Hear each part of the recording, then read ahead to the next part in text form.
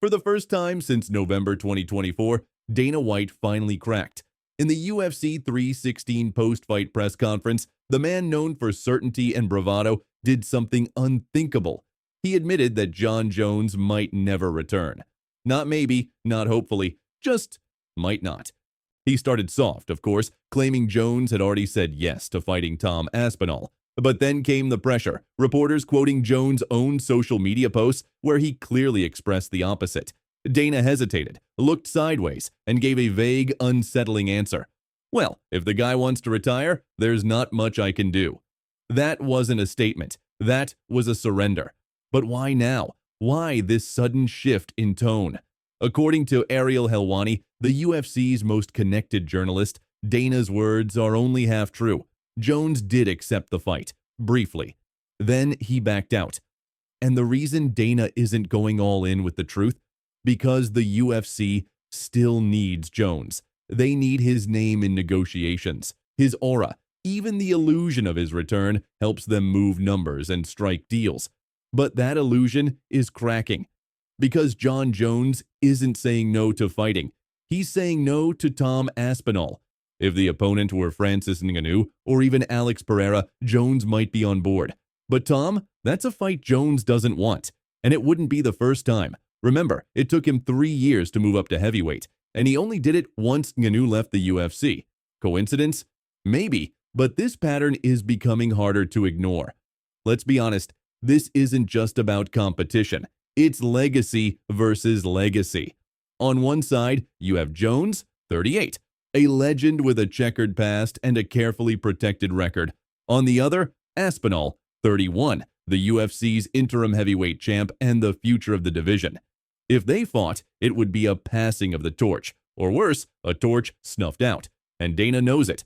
That's why, when asked if he'd be open to bringing back Ngannou for a Jones fight, Dana didn't even blink. No, he said, shaking his head. Tom is the guy. He's our guy. That wasn't just promotion. That was strategy. That was Dana drawing a line in the sand. Because at this point, Dana's biggest priority isn't Jones anymore. It's Tom. And if Jon won't play ball, then Dana needs someone else to build Tom up. Enter Francis Ngannou. Eric Nixick, Ngannou's longtime coach, dropped a bombshell just days ago. Ngannou wants to return. Not for money, for competition. He wants to fight the best in the world, and they're still in the UFC.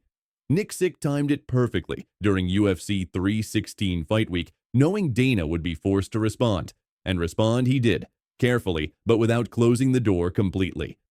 Ngannou has nothing left in the PFL. No worthy opponents, no financial upside. The only thing waiting for him is a bloated contract and dead-end matchups. He's expensive, $10 million a fight, and not delivering half that in return. If Dana brings him back on a lower purse, the UFC scores big. It would be like buying $1 for 50 cents. Now imagine this, Aspinall versus Ngannou. That sells, that headlines, that legitimizes. If Aspinall knocks him out, the message is clear. He's not just the interim champ, he's the real deal. And what does that do to Jones? It forces his hand. It puts pressure on his ego. It turns his silence into cowardice. Jones recently tweeted that Ngannou is the only fight that excites him, the only one that would keep him in the game. So what happens if Francis comes back, fights Aspinall, and wins? Jones is cornered. Either he returns to reclaim his place, or he walks away, knowing he lost the public narrative. And here's the genius. Dana wins either way. If Jones returns, it's a massive payday. If he doesn't, the UFC crowns a new king and spins a new story. Jones ran. He ducked Aspinall. He chose legacy over bravery. That story writes itself. Behind all the bravado, Dana has always been a promoter first, and he's preparing for the next act. Jon Jones may be remembered as the most gifted fighter of all time, but if he walks away now, he might also be remembered as the one who fled when a new generation came knocking. The war of words is about to turn into a war of legacy, and Dana's not pulling punches anymore.